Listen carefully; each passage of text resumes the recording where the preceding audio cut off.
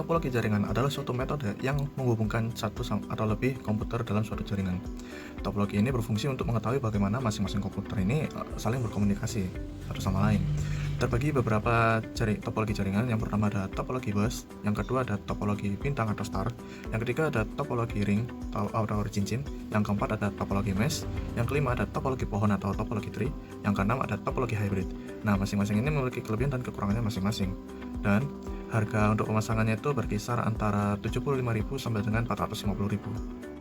Oke, selanjutnya terdapat fungsi-fungsi dari topologi itu sendiri. Yang pertama, konektivitas antara perangkat-perangkat dalam jaringan. Dengan konfigurasi yang tepat, setiap perangkat dalam jaringan dapat berkomunikasi dengan perangkat lain. Yang kedua, menentukan rute data. Dalam topologi tertentu, data harus melalui beberapa perangkat atau node sebelum mencapai tujuan akhirnya. Hal ini dapat mempengaruhi latensi dan efisiensi komunikasi data.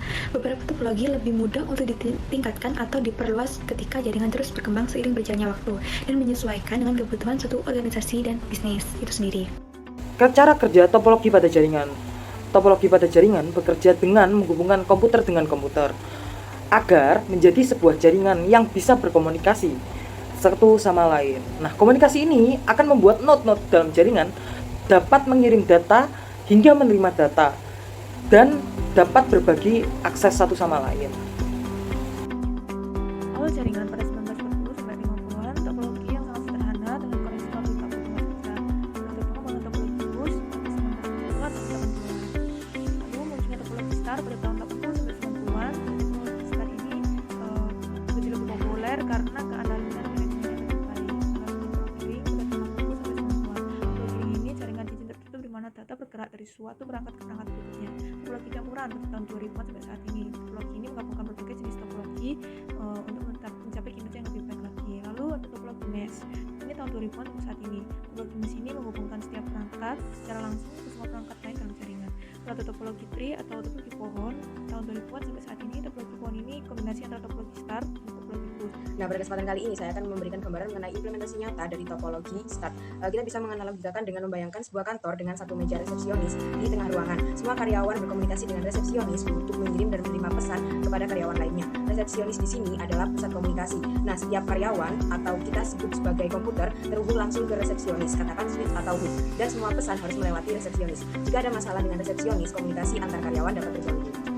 Untuk MAN atau Metropolitan Area Network itu memiliki jangkauan yang lebih luas daripada LAN, tapi lebih kecil daripada WAN. MAN ini cocok untuk digunakan pada penyedia internet seperti FirstNet, IndiHome, dan sebagainya. Dan biaya pemasangannya itu berkisar antara 125.000 sampai dengan 350.000. Berikut adalah fungsi-fungsi dari Metropolitan Area Network. Yang pertama yaitu menghubungkan berbagai lokasi atau cabang dalam wilayah metropolitan yang luas. Yang kedua yaitu dapat mengoptimalkan penggunaan sumber daya jaringan dengan membagi beban lalu lintas antara berbagai jalur koneksi sehingga menghindari terjadinya bottleneck dan menjaga kinerja suatu jaringan dengan baik. Yang ketiga yaitu digunakan dalam rencana pemulihan bencana untuk menjaga kontinuitas bisnis. Yang terakhir yaitu MAN dapat digunakan untuk mendukung sistem transportasi cerdas, pengawasan lalu lintas, dan aplikasi terkait transportasi di wilayah metropolitan. Kerja dengan cara menghubungkan lebih dari satu gateway dengan jarak 10 km lebih. Biasanya digunakan pada perkotaan atau perkantoran. Nah, cara kerja MAN sendiri memungkinkan organisasi atau komunitas dalam suatu wilayah metropolitan untuk berkomunikasi dan berbagi sumber daya dengan efisien.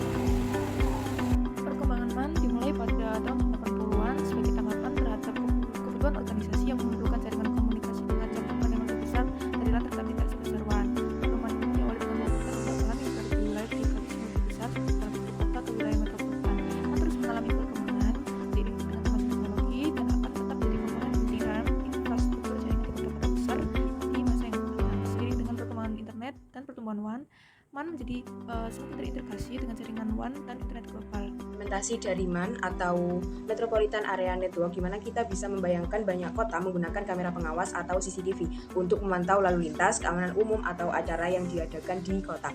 Kamera-kamera ini terhubung dengan jaringan metropolitan yang memungkinkan operator pusat untuk memantau dan mengelola kamera-kamera di satu lokasi. WAN atau Wide Area Network itu biasa digunakan untuk terbatas oleh perusahaan atau bisa digunakan oleh publik. WAN ini dapat berupa antara hubungan LAN dengan LAN lainnya, tapi dalam jangkauan yang geografis yang luas. Dan biaya pemasangannya itu sekitar 250.000 sampai dengan 3.550.000. Oke, berikut adalah fungsi-fungsi dari Wide Area Network. Yang pertama, dapat melakukan transfer data dengan jarak jauh. Ini sangat berguna untuk suatu bisnis maupun organisasi yang memerlukan pengiriman data seperti file email atau informasi penting lainnya di seluruh dunia. Yang kedua yaitu meningkatkan keamanan jaringan. Dengan menggunakan teknologi keamanan seperti VPN atau firewall, pengguna dapat mengirim dan menerima data dengan aman dan terlindungi dari serangan cyber. Hal ini juga dapat menghindari kebocoran data dan kehilangan suatu informasi yang penting. Yang terakhir yaitu menyediakan koneksi internet. Pengguna di berbagai lokasi dapat terhubung ke internet.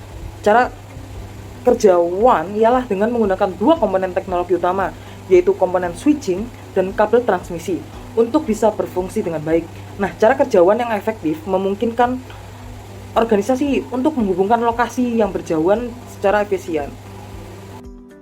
Secara WAN dimulai dengan proyek ARPANET, Advanced Research Project Agency Network pada tahun 1969 yang menjadi cikal bakal internet. ARPANET menghubungkan beberapa universitas dan lembaga penelitian di Amerika Serikat dan menjadikan jaringan komputer pertama yang mendunia. Teknologi komunikasi termasuk sirkuit dial-up dan receipt line digunakan untuk menghubungkan berbagai titik dalam ARPANET. WAN semakin mengalami perkembangan dengan teknologi terbaru seperti MPLS, Multi Protocol Label Switching, VPN, Virtual Private Network, dan SD-WAN, Software Defined WAN, koneksi broadband, jaringan TKP berperan besar dalam menghubungkan jutaan tempat di seluruh dunia. Pengembangan cloud computing dan data center global telah meningkatkan permintaan konektivitas WAN yang cepat. Implementasi dari Wide Area Network adalah bank dan mesin ATM yang mana terhubung melalui WAN yang luas untuk memungkinkan penarikan uang tunai, transfer dana, dan layanan perbankan elektronik di seluruh dunia. Transaksi ini memerlukan konektivitas yang cepat dan aman melalui WAN.